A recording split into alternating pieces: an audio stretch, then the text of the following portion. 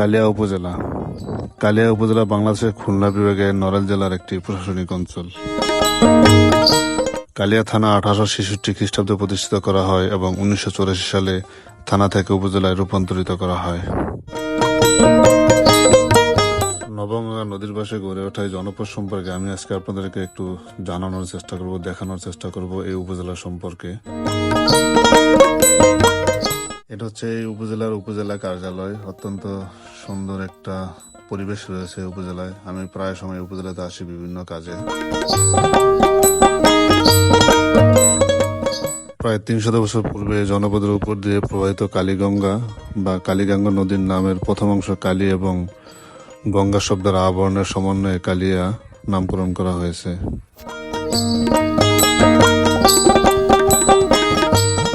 কালীগঙ্গা নদীর বরাটে তীরে এই জনপদ গড়ে ওঠায় এর বর্তমান নাম কালিয়া গ্রাম বা কালিয়া নাম অনুসারে উপজেলার নামকরণ করা হয় কালিয়া উপজেলা।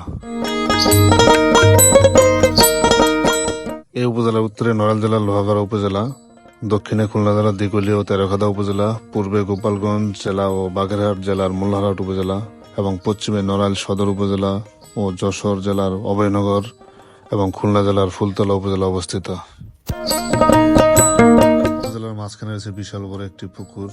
14টি ইউনিয়নের একটি পৌরসভা নিয়ে এই উপজেলা গঠিত।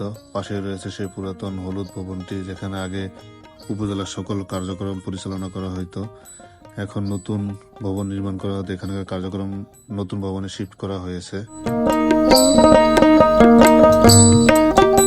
এটা হচ্ছে এই জনপদের সবচেয়ে বড় কালিয়া বাজার।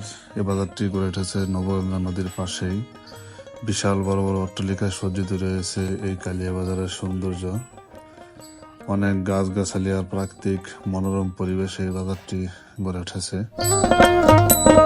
আসলে উপর থেকে দেখতেই অন্যরকম একটা অনুভূতি কাজ করে এই বাজারের দৃশ্যটা। আপনাদেরকে তাই একটু দেখানোর চেষ্টা করলাম এই বাজারের সৌন্দর্য ড্রোন শটের মাধ্যমে।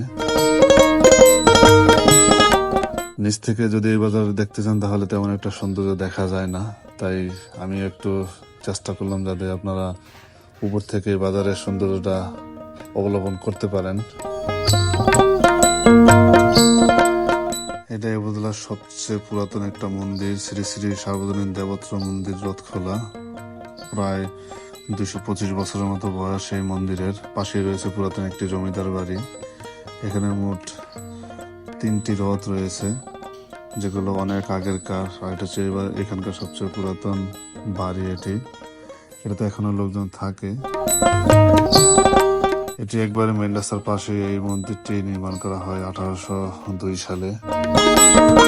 1802 সালে নির্মাণ করা রথখোলা মন্দিরের দৃশ্য। কলেজের গেট দিয়ে প্রবেশ করলে এরকম মন্দিরের সৌন্দর্যতা চোখে পড়বে। সাথে তো কলেজের সৌন্দর্য আছেই। শহীদ আব্দুল সালাম ডিগ্রি কলেজ কালিয়া, যেটা কালিয়া কলেজ নামে মানুষের কাছে পরিচিত। 1971 সালে মহান মুক্তিযুদ্ধের শাহাদাত বরণকারী মহান ব্যক্তিত্ব জনাব আব্দুল সালাম সাহেবের নাম অনুসারে এই কলেজের নামকরণ করা হয়। কলেজটি শহীদ আব্দুল সালাম ডিগ্রি কলেজ নামে নামকরণের পিছনে বিশাল এক ইতিহাস। জনাব আব্দুল সালাম এই কলেজটি প্রতিষ্ঠিত করেন। কলেজটি কালিয়া উপজেলার প্রাণকেন্দ্রে অবস্থিত। কলেজটিতে রয়েছে একাদশ, দ্বাদশ ও স্নাতক শিক্ষাদান করা হয় এই কালিয়া কলেজে। কালিয়া উপজেলার অধিকাংশ ছাত্রছাত্রী উচ্চ মাধ্যমিক শিক্ষা লাভ করে এই কলেজ থেকে।